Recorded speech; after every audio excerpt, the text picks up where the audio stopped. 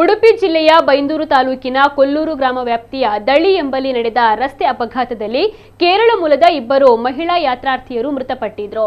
ಈ ವೇಳೆ ಮಹಿಳೆಯೋರ್ವರ ಚಿನ್ನಾಭರಣ ಕಳ್ಳತನವಾಗಿದೆ ಎಂದು ಶ್ರೀಕುಮಾರ ಎಂಬುವವರು ದೂರನ್ನು ನೀಡಿದ್ದು, ಇದೀಗ ಈ ಪ್ರಕರಣಕ್ಕೆ ಸಂಬಂಧಿಸಿದಂತೆ ಆರೋಪಿಯನ್ನು ಬಂಧಿಸಲಾಗಿದೆ. ಕೊಲ್ಲೂರು ಗ್ರಾಮದ ಕಲ್ಯಾಣಿಗುಡ್ಡೆ ನಿವಾಸಿ 40 ವರ್ಷದ ಹೇಮಂತ್ ಬಂಧಿತ ಆರೋಪಿ.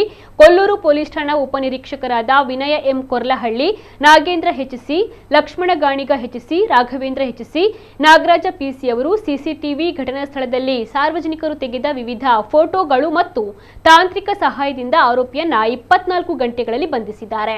ಇನ್ನು ಆತನಿಂದ 57,000 ರೂಪಾಯಿ ಮೌಲ್ಯದ 3.910 ಗ್ರಾಂ ತೂಕದ ಒಂದು ಉಂಗುರ, 50,000 ಮೌಲ್ಯದ 3.450 ಗ್ರಾಂ ತೂಕದ ಒಂದು ಬಳೆ, 1 ಲಕ್ಷ ಮೌಲ್ಯದ 7.160 ಗ್ರಾಂ ತೂಕದ ಒಂದು ಸರವನ್ನ ವಶಪಡಿಸಿಕೊಳ್ಳಲಾಗಿದೆ.